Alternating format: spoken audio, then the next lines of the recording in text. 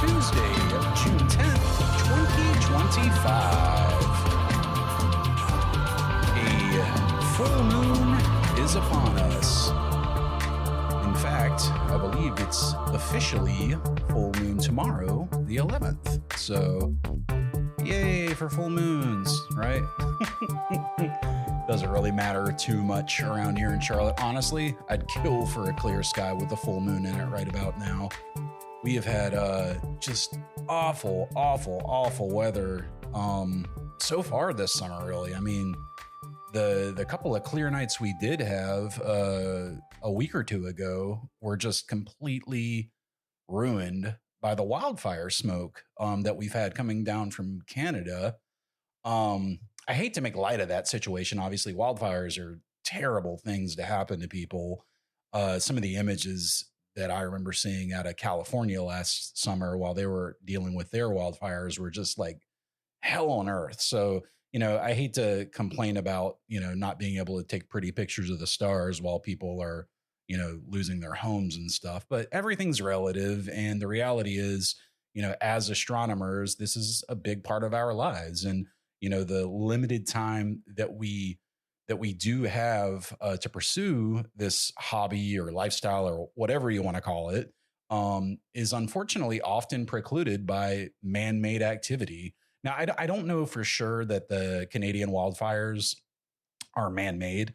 A lot of times they occur perfectly naturally. A lightning strike causes a spark on a tree, which lights some dried out leaves and yada, yada, yada. We can say with some certainty that man-made climate change is definitely a contributing factor to the world getting worse and worse year over year. So that being said, speaking of full moons, we got a kind of a cool topic to cover today, something I've been thinking about doing for a little while, kicking around the idea. But before we get to that, I wanted to take a moment to thank Mr. Mark Lindley. You'll all remember, obviously, he was our guest last week on the show. He's quickly becoming a great friend of mine. It's funny when you meet some people, you feel like you've known them for a long time. And Mark is just one of those guys. Me and him are very much of the same kind of mindset, just generally speaking. And, I really appreciate that, especially, getting older as I am. It becomes really difficult when you're, 40 years old to make new friends. And to be honest, like, I don't like making too many new friends. I don't want to sound like a crotchety old man, but like, I'm so busy with life. Like I barely have enough time for my own things that I want to pursue. And therefore, very little time, to hang out with people outside of the million different irons that I have in the fire. But the great thing about making friends later in life with a like-minded individual is that since your hobbies cross over, you're not really giving up any of that time that you otherwise wouldn't have. So certainly can't wait to meet you in person, Mark. Very much looking forward to that. Really appreciate you coming on the show and talking with us for a while. I will say next time we'll do it with your desktop mic. I thought that it wouldn't make a big difference if you used, earbuds or AirPods or whatever, but it did. I worked with what I had, obviously, and it came out where everything was, legible, but we'll try to see if we can up the quality for next time we get together. And that's on me, not on you. So anyway, as I said earlier, it's been really cloudy here in Charlotte, North Carolina. For like the last month, I've had no clear nights, none. I made the trip up to Virginia last week with my sister to try to see the aurora. And unfortunately, it ended up not happening. So we got hit with those aurora very early in the day. And because of that, I wasn't able to see them. I still made the trip because there was a chance that there may be some aftershocks, if you will.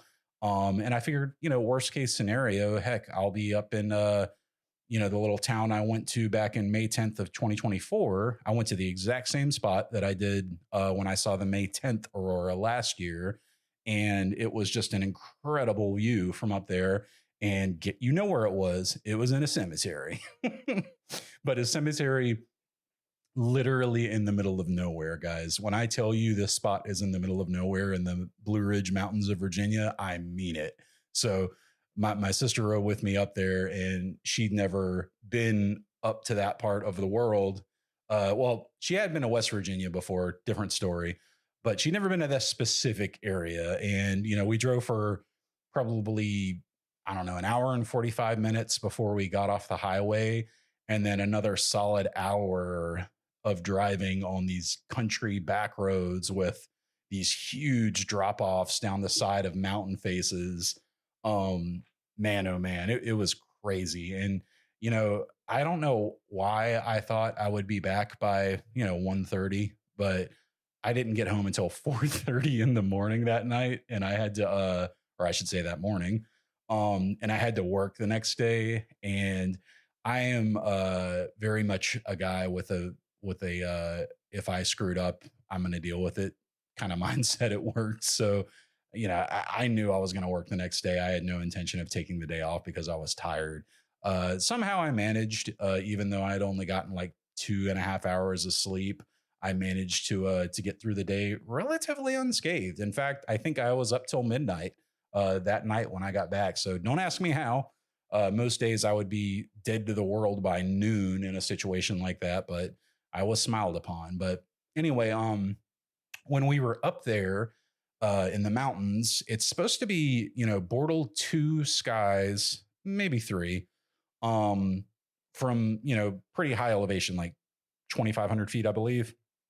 That's not super high elevation for you West Coast folks, or, you know, in Europe, I'm sure that you guys have, you know, some high mountains there as well. But, you know, as far as the Appalachian Mountains go on the East Coast of the United States, those are pretty high mountains. And it was crazy because we had a waning gibbous moon that was almost done. You know, we were just after new moon. I guess it was a waxing gibbous moon then. Anyway, or crescent. Why am I saying gibbous? Waxing crescent moon just after new moon. And it was just not that clear up there. And at first I thought I had seen aurora on the horizon. I later realized it was smoke, and it was just hazy throughout the entire night sky. Even at that height, it didn't make a difference because there was so much smoke in the atmosphere that honestly, it wasn't much better than my Bortle 7, nearly 8 front yard on a good night. It was nuts. So when I compared that to what it was like in May of last year when I was there, you know, that was a jaw-dropping view. And you know, I wanted to stay late last time to see the Milky Way. I couldn't.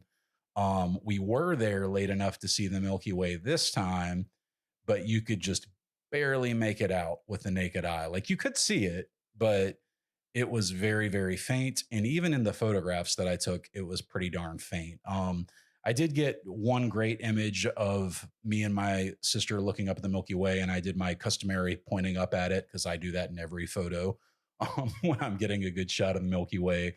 And that alone made it worth the trip because that's a memory that I'll be able to keep forever. And we did have a lot of fun. We hadn't been able to go. We haven't gone on a trip like that in a while. Actually, I take that back.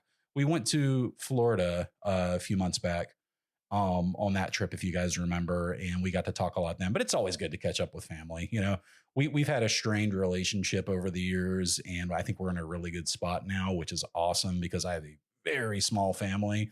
So it's important to me to you know, keep a good relationship with my siblings. So anyway, the view sucked, and we got some cool pictures. She saw our first shooting star. That was really cool. Had never seen one before. And I said, you know, just keep your eyes focused on one spot of the night sky. Try not to blink and you will see one. And that is indeed the case. I remember when I was a teenager, I didn't even believe people could see satellites looking up at the sky because, you know, I just wasn't patient enough. And I probably never went out at the right time of night either to look for one. But I had never seen one, even though I grew up in really, really, you know, dark skies. And I figured it was probably similar with her as far as never having seen a shooting star, even though had plenty of opportunity, just looking around too much. Heck, I took a friend of mine a couple of years ago to a meteor shower, and he just kept looking away and like looking down at his phone, looking at this and looking at that, and he missed every one that night. I think he finally saw one, but it wasn't like one of the great ones, not like a fireball or anything. And I think he almost thought, "What a bust," but he just didn't keep looking up, and that's kind of what you have to do when you're watching a meteor shower. So, pro tip: if you're watching a meteor shower, keep your eyes pointed at the stars. So yeah, I'm definitely disappointed so far in this year's Milky Way season. It sucks saying that because it was the same thing last year and the same thing the year before. It's just been so darn cloudy and rainy. I hope you guys are having better luck wherever you may be in this world.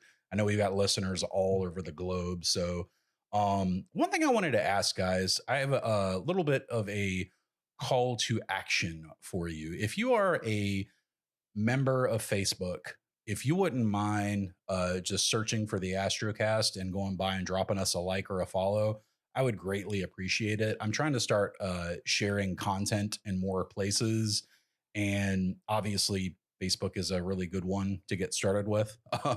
So if you wouldn't mind dropping by, if you don't have Facebook and you listen to the show through Spotify, you can leave a comment on any of the episodes that you like. And it would just help increase the engagement and obviously help bring in more listeners to the show, which is always what my goal is. So very much appreciate anyone that can do that. So anyway, I kind of teased earlier in the episode that I had something fun that I wanted to talk with you guys about today that I've been thinking about for a little while. And I was thinking maybe we could make this a two-parter. If you guys wanted to email ruastrocast@gmail, any of the ideas that you have, I would be happy to go over them. But I just kind of made a list of some of the obvious takes in this particular situation. So that being said, I thought it would be fun to talk about myths in astrophotography. So some of the really pervasive things that you hear a lot, particularly when you're new to the hobby, and really just kind of break down what is true, what is not true. You know, I find that with most of these items, there are no black and whites. It's all kind of shades of gray. Like, any good myth has a kernel of truth to it, right? But that doesn't mean that, it's etched in stone. And that is often the case with astrophotography. So, this is going to be a lot of my personal opinion on things. So take that for what you will. If you, wholly disagree with me on any of these things, I'd be happy to have that discussion with you, of course. Feel free to email me at ruastrocast@gmail.com and we can talk about it. And you're always welcome to jump into the members only Discord. I think we're up to like 27 members now. We've got quite a few people in there. We've got a very active community, and we're actually planning some really cool stuff in there too. So if you want to be a member of that, please jump in. If you go to patreon.com/the Astrocast, you can join for just $1 a month. If you have more to give, I would certainly appreciate it. Unfortunately, the cost of Adobe has gone up again. It's over $100 a month now. And that's just for, me to use Audition basically to record. So anyway, enough complaining about bills. But yeah, join us in the members only Discord. It's really cool. A lot of cool people in there. I've made a lot of great friends. So thank you to all of my Patreon subscribers and, all of you guys in the chat room. You guys are all great. So let's get into the first myth here. So this is one that, as far as shades of gray go, is probably going to be, the best in terms of, it doesn't, but it does. You know what I mean? So myth number one is that you can't do great astrophotography without dark skies. So I've got like mixed feelings on this one. I would absolutely love to live in a truly dark sky location, like a Bortle 3, 2, or 1. I'll probably never live in a Bortle 1 just because they're really far and few between locations in North America. And you're kind of so far away from civilization at that point that, you know, you're going to have to drive hours to probably get anywhere close to, you know, human luxuries like going to Target or the gas station or what have you. But, you know, lots of people live in Bortle 3s and 4s. And to me, that would be ideal. Now, that being said, though, you do not need Bortle 2 or 3 or 4 skies to do great astrophotography. You just don't. In fact, I was looking at a photo a couple days ago.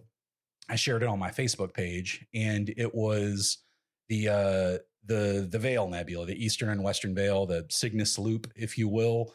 It's an awesome target for narrowband imaging. It's up this time of year, great time of year to capture it. It's just below the belt of the Milky Way in Cygnus, obviously. And I looked at a photo that I took 3 years ago, and I didn't have the specifics on the photo. I know back then I was probably only putting 2 or 3 hours at most into any, you know, given image that I was making. And I also wasn't really proficient with filters at that point. So I would be shocked if I used like a dual narrowband filter on that image. More than likely I did not. However, I was working in much darker skies back then. So whenever I was 3 years ago, I predominantly would set up at a church. Longtime listeners of the show might remember me talking about the church and the parking lot that I would set up in, and the pastor that I made friends with. And he gave me this really awesome book that was it was a religious book, but I really appreciated the gesture from him. It was something about the scripture being written in the stars and somebody's interpretation of that. But anyway, they were much better skies. Actually, only about 10 minutes from the house that I grew up in, out in Mint Hill, North Carolina. Really small town on the outskirts of Charlotte.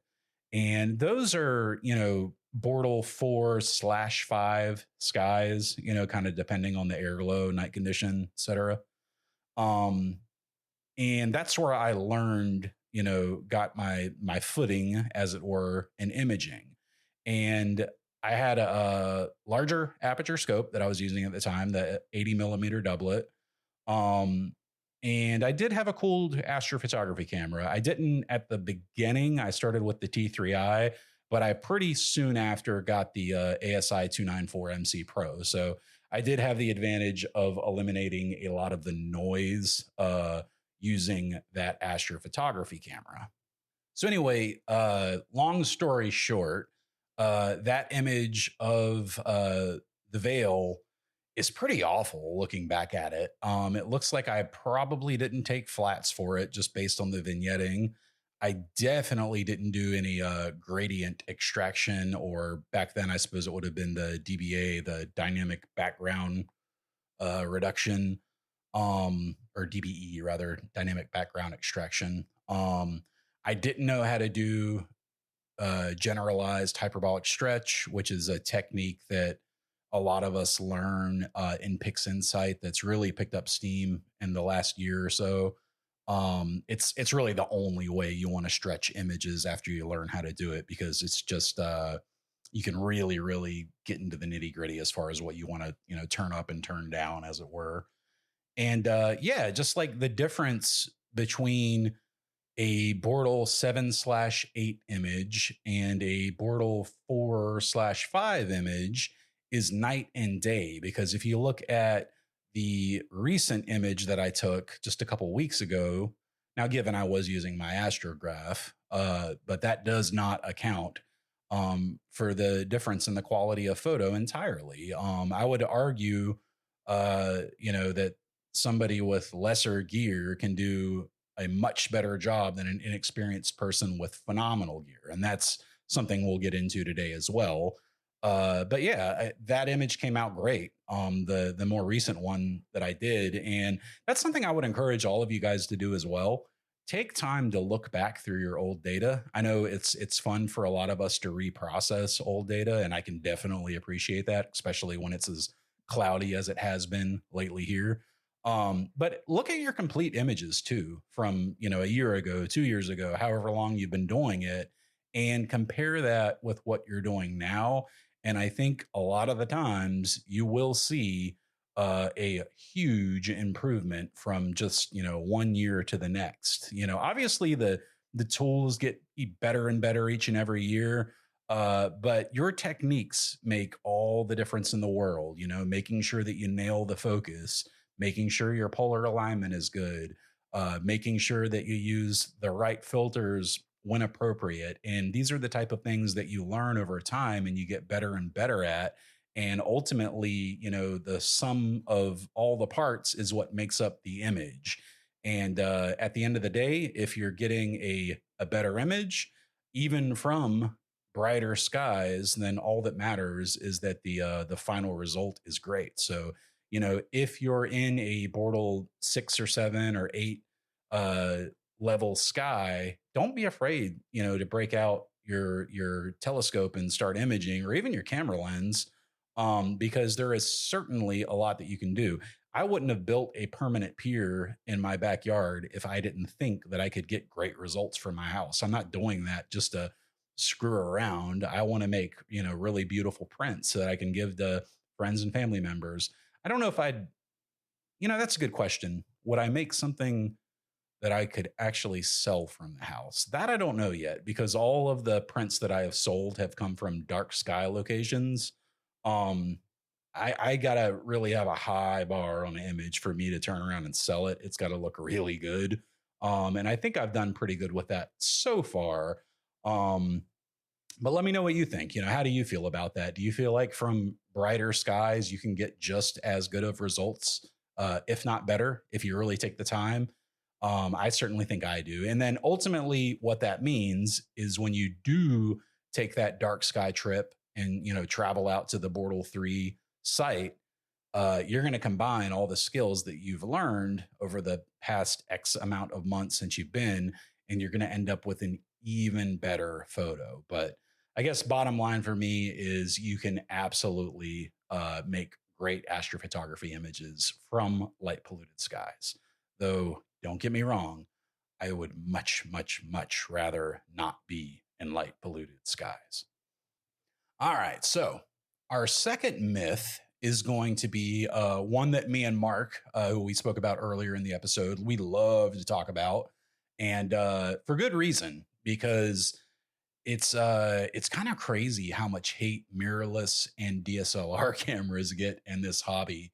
So I guess the myth, if you will, is DSLR or mirrorless cameras are not good enough for astrophotography, or you need to have a dedicated astrophotography camera if you want to get anywhere in this hobby. And I'm here to tell you, nothing could be further from the truth. And I'm talking stock mirrorless cameras, stock DSLRs. You don't have to have necessarily an Astro modified camera. I have proven that to myself time and time again. We did an episode last December called Barnard's Loop No Mods. And I was able to capture all of Barnard's loops from a 35 millimeter full frame mirrorless camera, my Canon R5, and it looked fantastic. I mean, it really came out great. And that was only with an hour's worth of integration from a, reasonably dark Bortle 5 sky. But I was able to capture it, no problem. And I can't tell you how many times I've heard people say, oh, you can't capture, hydrogen alpha with a unmodified camera. It's not possible. And that's not true at all. Now, will you get better data from an Astro modified camera? Yeah, probably. You'll get stronger reds in your image because you're going to be capturing that infrared and near infrared light signal that your mirrorless camera, by default is going to filter out. But don't let that stop you from going out and getting images. My God, like there are lots of great targets that you can shoot where a little bit less hydrogen alpha is not going to take away from the final result at all. Like you guys know, I've been talking about for a few weeks now that I've been working on, the Milky Way setup for this summer so I can travel during each new moon to get another awesome shot. And I'm using my Canon R5 for that. Like, I'm not going to, bring a full go-to mount and the battery pack and all that. Like, I don't want to do that when I'm traveling, 3 hours away to spend 1 hour taking a photograph, because I want to be able to do this on work nights if that's when new moon comes around. Because if it's not on the weekend, I don't have the luxury of packing up all of my gear and bringing it with me, and that's okay. With a mirrorless camera and a 16 millimeter lens and just a tripod, you can get some incredible Milky Way shots. If you add a star tracker in, forget about it. Like the Move Shoot Move Nomad that I've been using for the last month or so, I love that little device. It's sitting beside me right now, and it's like, it's got the footprint of a pack of cards. So you can literally toss it in your bag with your camera gear and you're good to go. So all I need is, that, a couple of camera lenses, couple of batteries, and my three-legged thing tripod. And I've got like a legitimate kit that I can bring with me. And, with a device like that, you can go up to, 85 millimeters if you really nail the polar alignment, and you could capture, really large nebula. Heck, you could get a gorgeous shot of Andromeda with a setup like that. It would be wide field, yes. But I mean, if you take it to the extreme, kind of like Mark is doing, friend of the show, and he is basically getting a setup where you can go from 16 millimeters all the way up to nearly 2,000 millimeters effectively. So you could argue, you could strongly make an argument that you can be just as good, if not better, in certain ways with non-Astro gear, as far as the camera and glass is concerned. Now, that being said, I'm not against astronomy cameras at all. Like, I absolutely love my 585 and my 294, and I do plan to get a 2600 series camera at some point in the near future. I'll probably, honestly, I was thinking about this. I'll probably wait until next Christmas season, because that's when I've seen ZWO have their biggest sales. So I'll probably wait until then before I even consider getting a 2600, and that's okay.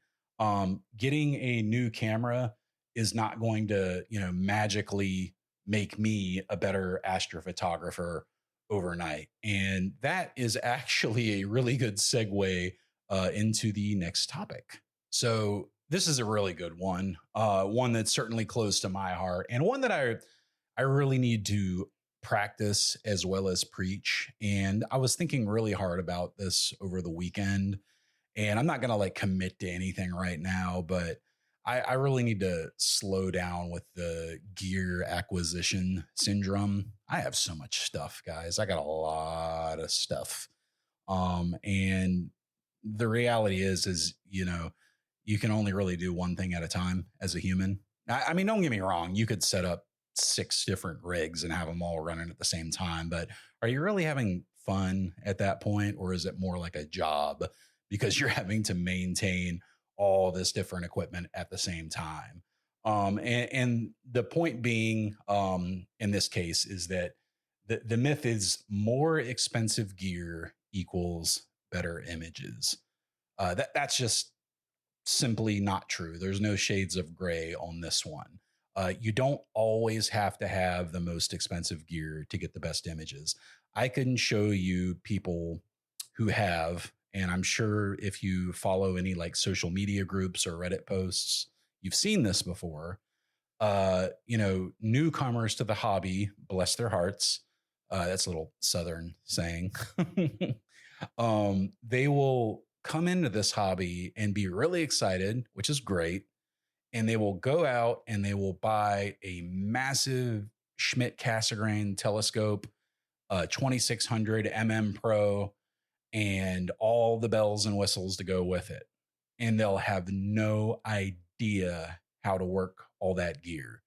I will say I haven't seen it quite as much lately. Luckily, gear has gotten a lot better, and I feel like the educational information that is out there and available to people is also gotten a lot better over the last couple of years.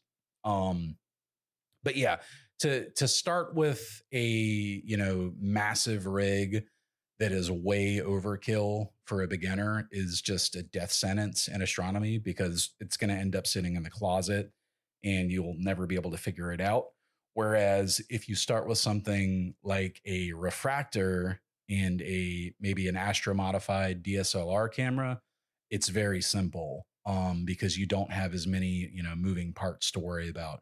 God knows when I was getting started, terms like polar alignment and home position and zero position and these types of things, they were so confusing to me that I would not even want to wrap my head around how a Schmidt-Cassegrain works, and off axis guiding and all these types of things, because you would just be overcomplicating things. Now, the flip side of that is, maybe it's not overly complicated gear, but it's just really expensive gear.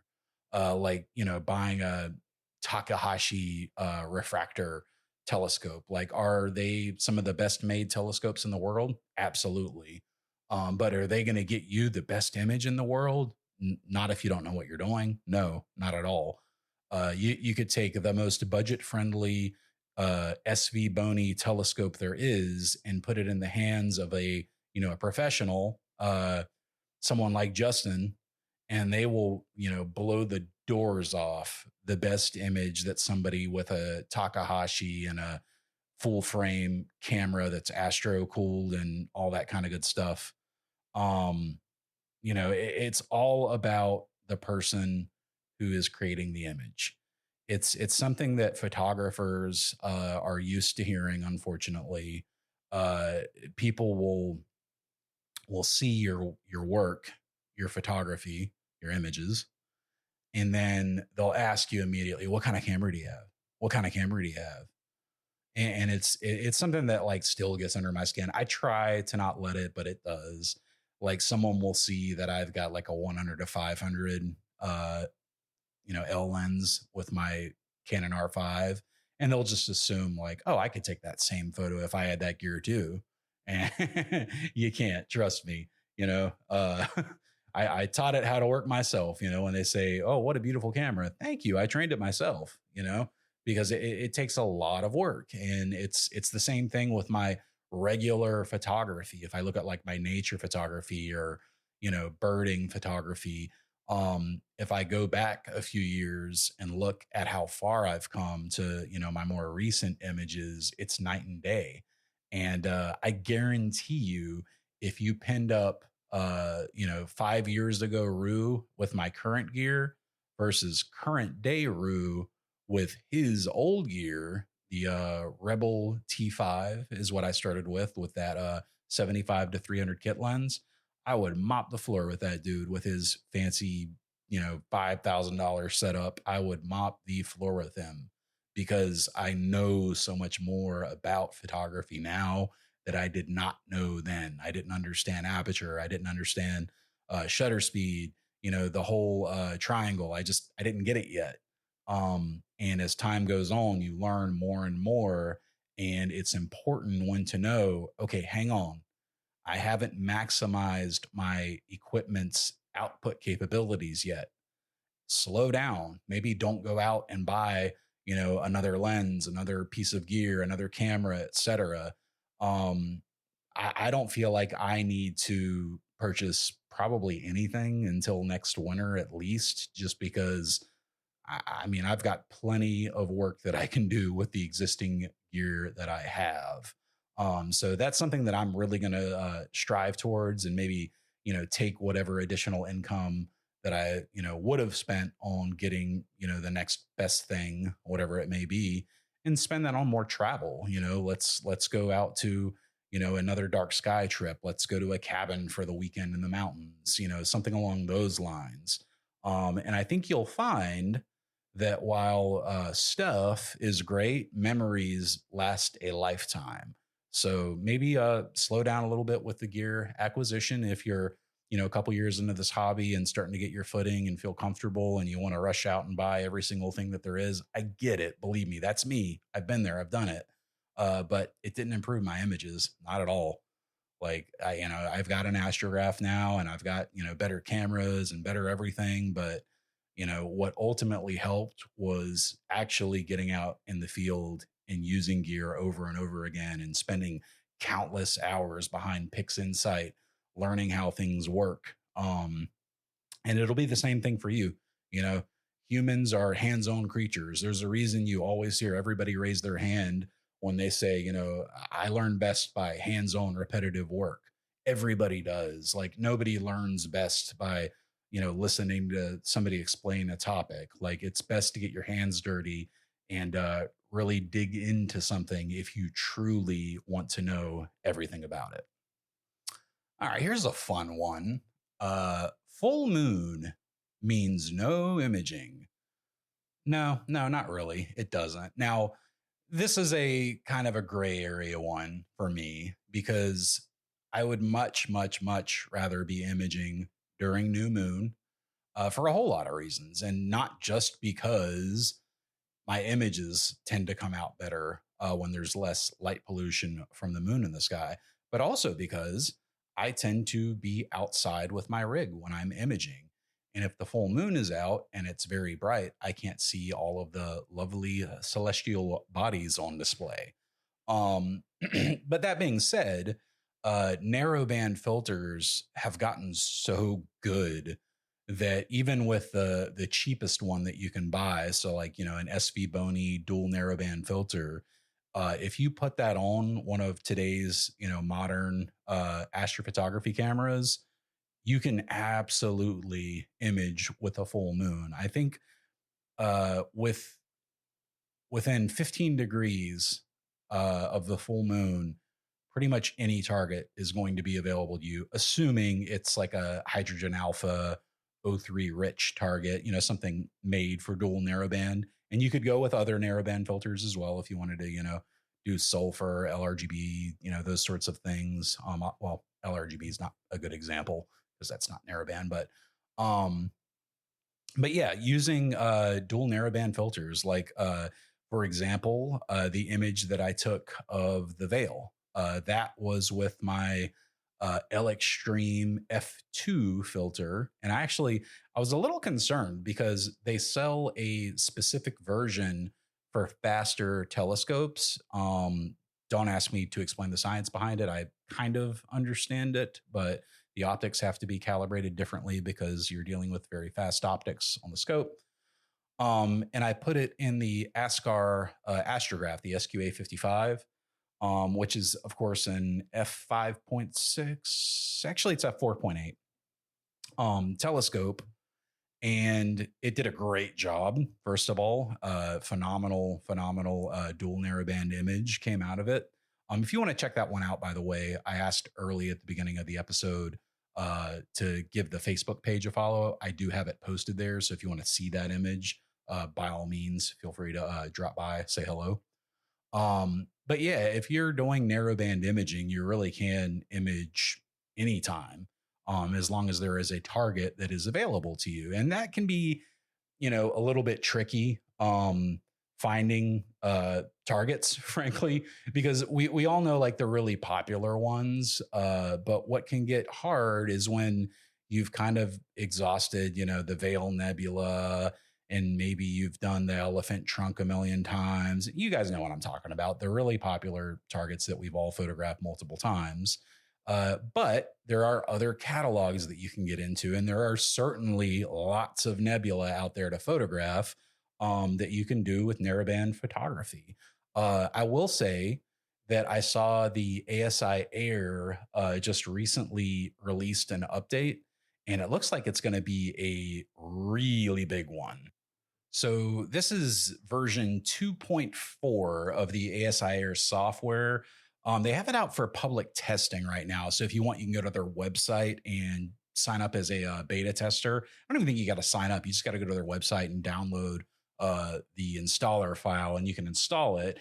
and they're adding quite a few new features in this iteration, and I figured it'd be worth mentioning. So they're finally restructuring the way that they have their library laid out, and that's what caused me to think about it when I was thinking about how to find other nebula.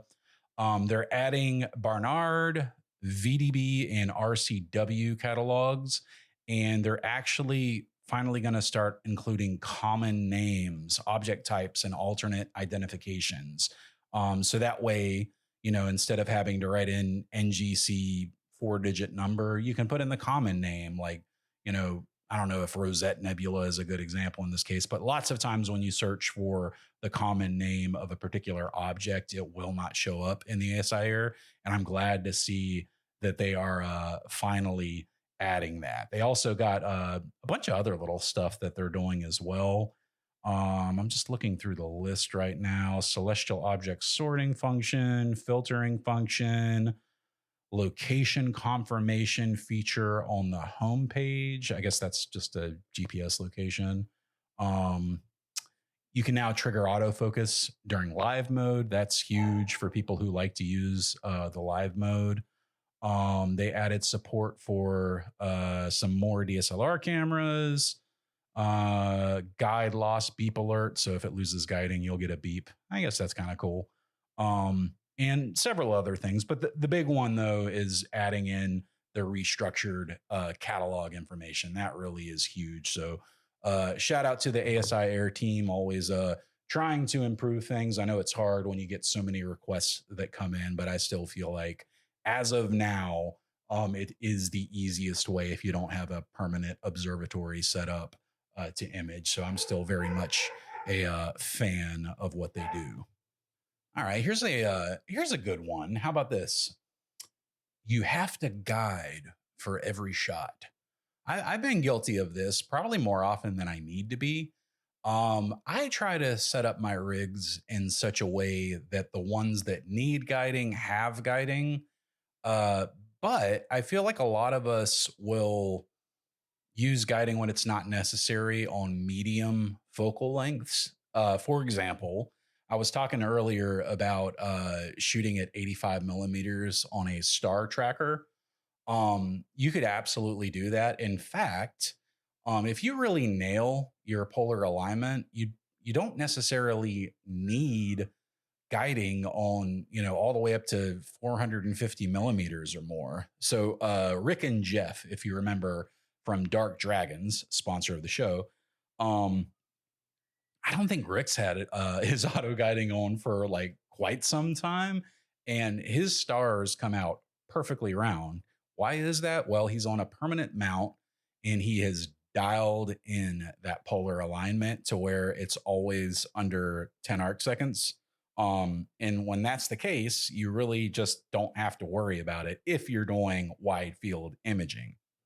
Now, that being said, I love auto guiding. It makes life a lot easier, particularly if you don't have, a permanent setup. And honestly, there's not a whole lot of reasons not to auto guide. I suppose, I'm trying to think, why would you not want to auto guide? Maybe you're packing light. Maybe it's a situation like me where I want to, bring gear with me, but not everything. Okay, here's a good example of when you wouldn't want to auto guide. You don't want to use computers. So think about that for a sec. Even something like an ASI Air, which is very portable, obviously, still requires computers to work. So you got to have a cell phone, you got to have a laptop, those sorts of things. To use auto guiding, you're going to have like a tablet or a phone or a laptop in order to, calibrate things and make it work properly. Whereas if you really nail that polar alignment, like I say, I've seen it with my own eyes up to, nearly 500 millimeters, perfectly round stars for 2-minute exposure. So really you can make trade-offs in those areas if you're willing to, as long as you really, focus on the small things when it comes to things like polar alignment and balancing your telescope. So let me mention too real quick, counterweightless harmonic mounts are getting so popular these days.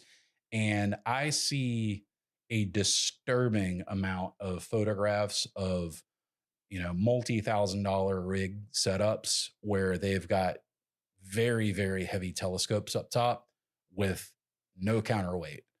And let me just tell you, it might not need a counterweight, but physics is still physics. And if you get something very top heavy and then tilt it onto its side while it's, aiming for the meridian, you better believe that it can tip over, or at the very least be very susceptible to tipping over. So think about that when you're, setting up your AM3s and your AM5s or your, iOptron HEMs and those sorts of mounts. Just because it doesn't need a counterweight doesn't mean that you shouldn't use one.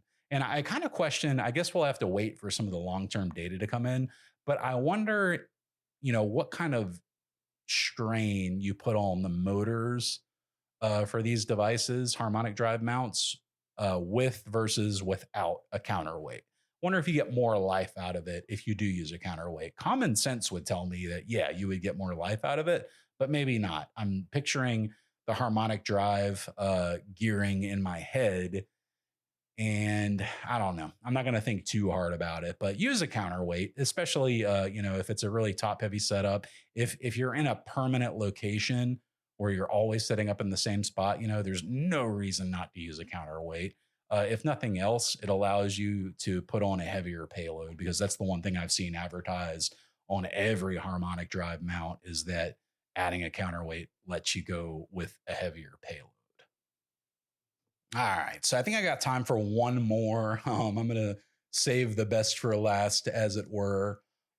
This is one that I still see it everywhere when I'm looking on Reddit or looking on Facebook and reading people's comments and feedback, etc. The myth is that calibration frames are optional. They are not optional. I'm sorry. I wholly disagree with that premise. The number of shots that I have seen this year with terrible vignetting on them and people saying, "What's wrong with this image? Why did this come out this way? Why does it look this way?" It's just dumbfounding to me, because every single time when you ask them, they say, "Well, I don't take flats. I didn't think they were important." Well, they kind of are important. You could argue that maybe darks aren't that necessary on modern cooled cameras, particularly ones that don't have amp glow, which is, heat buildup from the sensor that shows up in your images over long exposures. But I still do darks every time. Why not do darks if you have a cooled astronomy camera? Because you can build a darks library and only update it once a season. It's going to do nothing but make your images look better by reducing noise. And then flats are just absolutely crucial. You have to learn how to do flats. So I still see a lot of people, including people in our Patreon group, that struggle with flats. And the best advice I can give is to find a method that is very easily repeatable and quick for you to do. Spend a night on it. Key around, play around with a tablet. I actually recently found I might have mentioned this on the show a couple weeks ago, but one of my video lights that I use when I make videos is excellent for taking flats, because it's the perfect size to fit over the astrograph right on the hood there. And it gets super dim, but the lighting stays really, really even. And I also made a video a couple months back that explained how to make a flat cap for your lens, where you essentially take an embroidery circle that you get at a craft store and you put several layers of white fabric inside that circle. And then you can pop that on your telescope and then place any flat white light in front of it, and you will get excellent flats every time. I also would highly encourage you to take your flats at the beginning of the night. So after you have your camera oriented in the correct position, take them at the beginning of the night. I mean, because if you're like me, let me say like me from 6 months ago when I didn't have my pier installed, I would be out in the yard at 4:30 in the morning, freezing cold, holding up a tablet at an awkward angle, trying to take my flats, and that can be kind of miserable. I get that. And you know, if that's the case for you, and that's the reason you usually end up not taking flats, then just do them at the beginning of the night. If you're doing them early and you know you have your camera rotated properly already, you could take sky flats. So you know, when the sun's going down and you've got that nice twilight kind of background and it's very evenly lit, that's a perfect time to just point your camera at the night sky and take your flats. Because, like I say, any evenly lit, lightly lit surface is going to give you excellent results. So, like, for example, at the observatory, the Charlotte Amateur Astronomers Club observatory, that is, most of the guys down there, they just literally have, like, from what I can tell, it's like a white piece of poster board almost up on their wall. And then they shine a light on that white poster board, a very even light, obviously. And then they just point their scope at it when it's in the home position and take their flats. The problem is if you don't take your flats, and then you end up having a vignette that shows up in your image, say you're using a filter. Like, for example, if I use my 1.25 inch filter, it will often result in vignetting on some of my cameras. If I don't take those flats, I can't get rid of that vignetting. Like, no matter what I do, no matter how well I process it, it's still going to impact the photo. And that's not to even speak of dust that might end up on your lens or on your sensor or on any of your imaging train in between. Flats get rid of dust motes that show up in your photos. So there is one argument to be made for taking your flats at the end of night, because if dust falls on your, on your lens throughout the night, obviously, if you take your flats at the beginning of the night, it's not going to calibrate that out. So that'd be the only downside.